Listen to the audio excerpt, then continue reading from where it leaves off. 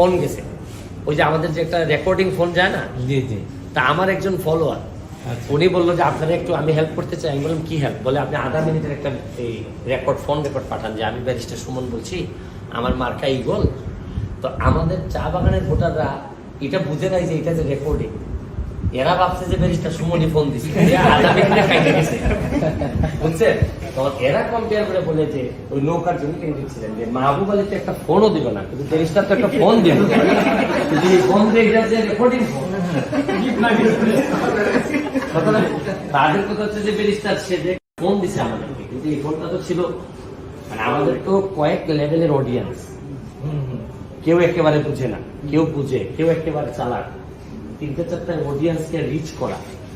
তা আমার বক্তব্য কখনো আমি একেবারে নিচে নেমে বক্তব্য দিছি যে আমার লাস্টে বুঝাইতে হয়েছে কি জানেন, যে হিন্দু ধর্মের একজন কি আছেন যে তার 2 ছেলে, একজন হচ্ছে কার্তিক আর গণেশ, এক মায়ের 2 ছেলে, 2 ভাই।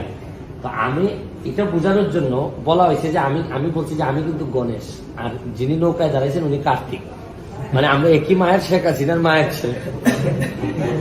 কথা বলতে, কারণ চা বাগানের লোকজনের মাথা থেকে আগে আমার এটা সরাইতে হয়েছে যে আমি শেখ হাসিনার বিরুদ্ধে না। আচ্ছা, এরা তো হচ্ছে গিয়ে নৌকার জন্য ব্র্যান্ডেড 50 বছর ধরে। তো আমার মেইন আমার স্ট্রাগলটা হয়েছে চা বাগানের ভোট নিয়ে আসা, কারণ এরা তো এমনিতেই মাথার মধ্যে ধরে রাখছে যে নৌকা নৌকা নৌকা। এখন আমার নৌকাটা, তখন আমি গিয়ে বলছি যে দেখেন আমার নির্বাচন কিন্তু নৌকার বিরুদ্ধে না, নৌকার মাঝি বদলের নির্বাচন।